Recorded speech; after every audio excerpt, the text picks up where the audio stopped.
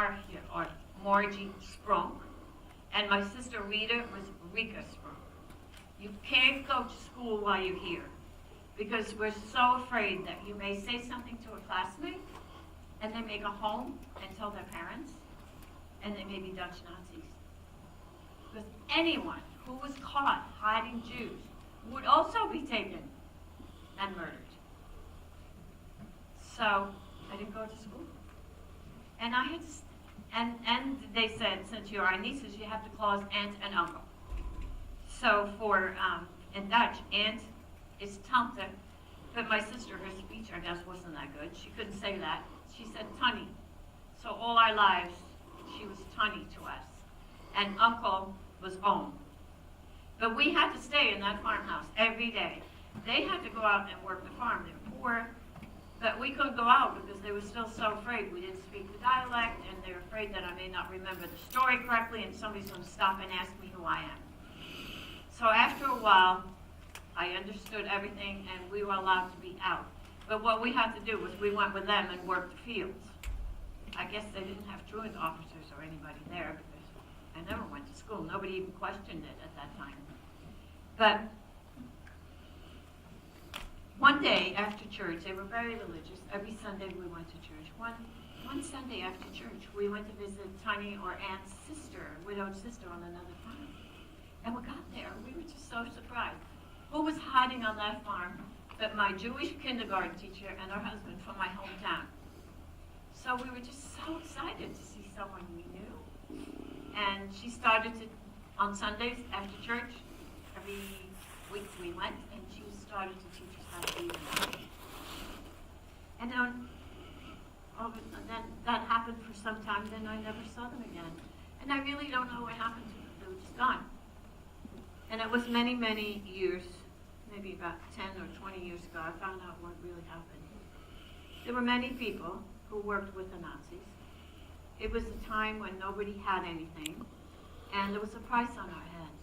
Like, tell the German soldiers, oh, I know where there's some Jews hidden. They find the Jews and give some money.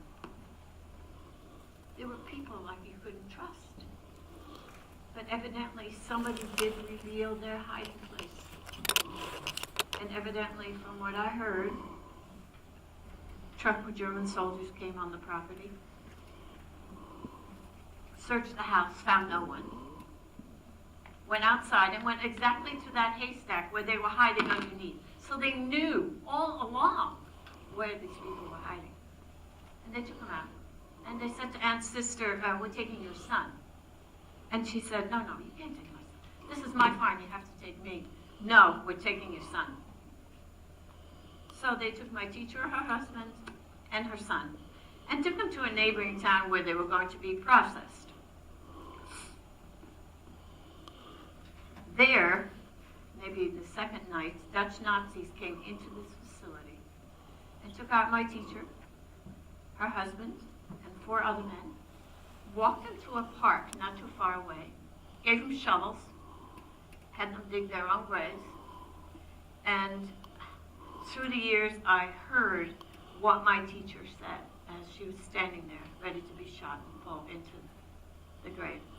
She said, you're not supposed to be doing this. We're supposed to be going to Westerbork.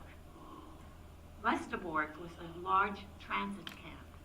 As Jews were being found, they were sent there.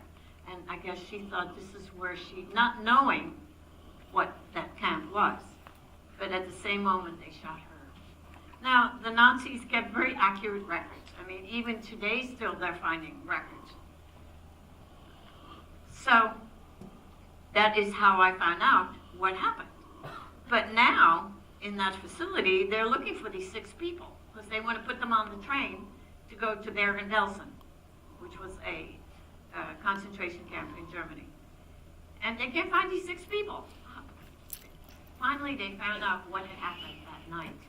So they made these Dutch Nazis go out there, dig up their bodies, and throw their bodies on the train and take them to Bergen-Belsen, because now they were accounted for. Another day, they, while we were there, I went to someone else's house, and I came back, and I knew something had happened.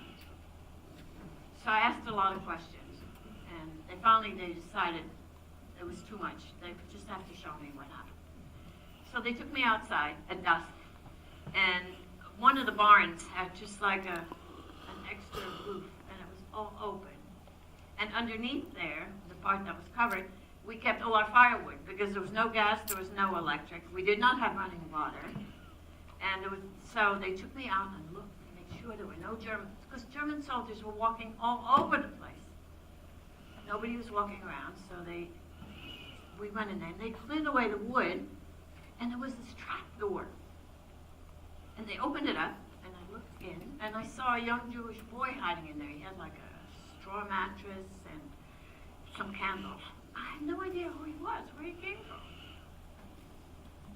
So his story was that, because I learned about it later, he and his family lived in Amsterdam. His father and his two brothers had already been taken, probably to Mauthausen, and his mother and his two little brothers were still living in the apartment in Amsterdam. And a lot of people had already left or had been picked up. So they were still in their apartment, and they heard a truck downstairs about 3 o'clock in the morning. So they looked out the window, and they saw a truck with German soldiers pull up, and they saw them all getting out and running into their apartment building. So they said, they're going to come to get us now. So they didn't know what to do. So he said, for his mother, the apartment next door is empty, and I know a way of getting into that apartment. We can hide there. They'll come and search and find nobody and leave, and then we'll figure out what we're going to do. So his mother said, no, I don't want to do that. You want to hide in there, you go ahead. So he did, because his mother and brothers were taken. And the next day, he came back into the apartment, and he didn't know what to do. He was 17 years old. So he figured out where he would go, because many, many years before, when he was maybe 11, 12, he had had an opportunity as a city boy to go for a couple of weeks in the summer to a farm.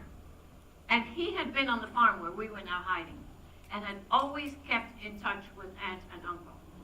So he decided if he could get there, they would hide him.